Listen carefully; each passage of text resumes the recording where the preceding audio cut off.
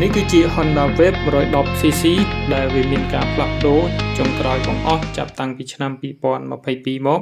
ដែលវាមានការផ្លាស់ប្ដូរកម្លាំងម៉ាស៊ីនពី 100cc ឡើងមកដល់ 110cc នៅឆ្នាំ2022 Honda Wave 110cc នេះវាមានជម្រើសចំនួន3ពណ៌គឺពណ៌ក្រហមពណ៌ខ្មៅនិងពណ៌ Navy Blue ឬពណ៌ខៀវរាងក្រមៅរាងបែកស្វាយតាមការកត់សម្គាល់ម៉ូតូចង្កឹះលេខដូចជាអាសង្ឃឬម៉ូតូ Wave 110cc មានការផ្លាស់ប្ដូរក្នុងរយៈពេល6ឆ្នាំម្ដងដែលយើងសង្កេតឃើញនៅពេលកន្លងទៅនេះភ្លើងបំភ្លឺផ្លូវខាងមុខគឺជាប្រភេទអំពូលធម្មតាឬជាប្រភេទអំពូល halogen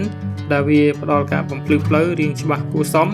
តែវាមិនអាចដល់ភ្លើង LED ឡើយចំណែកឯភ្លើងស្តុបឆ្វេងស្ដាំក៏ជាប្រភេទអំពូលធម្មតាដូចគ្នាចំណែកឯប្រព័ន្ធភ្លើងនៃផ្ទៃខាងក្រោយក៏សុទ្ធតែជាប្រភេទអំពូលធម្មតាដូចគ្នាដែលវាមិនមានភ្ជាប់មកជាមួយនឹងអំពូល LED ឡើយផ្ទៃកុងទ័រគឺជាប្រភេទផ្ទៃ Classic ដែលវាមិនទាន់អាប់ដេតទៅជា Full Digital នៅឡើយវានៅបង្ហាញជាលក្ខណៈត្រូនិកនីលកានៅកម្រិតសាំងនិង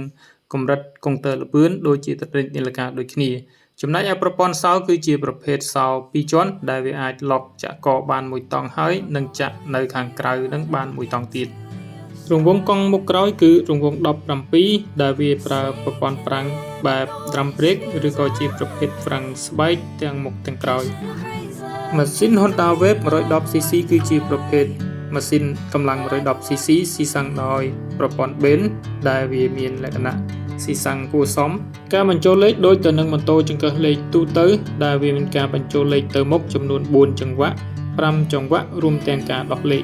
វាស័ក្តិសមចំពោះអ្នកដែលគាត់ប្រើប្រាស់នៅការដឹកជញ្ជូនអីវ៉ាន់ធ្ងន់ៗដែលមានរយៈចម្ងាយជិតៗតែវាមិនស័ក្តិសមចំពោះអ្នកដែលគាត់ចូលចិត្តធ្វើដំណើរផ្សងព្រេងឬក៏ធ្វើដំណើរឆ្លងខេត្តផ្លូវឆ្ងាយៗឡើយដោយសារតាមរយៈការប្រើប្រាស់របស់ខ្ញុំនាពេលកន្លងទៅនេះគឺវាមានការស៊ីសាំងគួរសមហើយបើសិនជាយើងធ្វើដំណើរឆ្ងាយច្បាស់ណាស់គឺយើងត្រូវឈប់ចាក់សាំងនឹងជាញឹកញាប់តម្រាំតែដល់គោលដៅចំណុចទាំងអស់នេះគឺជាការសង្ខេបអំពី Honda Wave 110cc តាមរយៈការសង្កេតនៅម៉ូតូស៊េរី Honda Wave គឺមានការផ្លាស់ប្ដូរក្នុងរយៈពេល6ឆ្នាំម្ដងបើរាប់តាំងពីឆ្នាំ2022មកដល់បច្ចុប្បន្ននេះគឺមានរយៈពេលចូលឆ្នាំទី6ហើយដូច្នេះយើងចាំមើលថាតើ Honda Wave 110cc នេះមានការផ្លាស់ប្ដូរអ្វីបន្ថែមទៀតឬទេ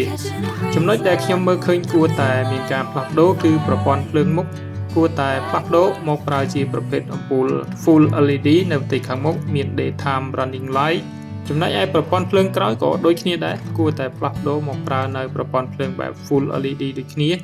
ផ្ទៃកុងទ័របើអាចគួរផ្លាស់ប្ដូរមកប្រើជាប្រភេទ Full Digital ដែលមានការបង្ហាញតួលេខច្បាស់ចំណុចសំខាន់បំផុតដែលគួរតែមានការផ្លាស់ប្ដូរនោះគឺប្រព័ន្ធប្រាំងមុខគួរតែប្ដូរទៅប្រើជាប្រភេទប្រាំង Disc Brake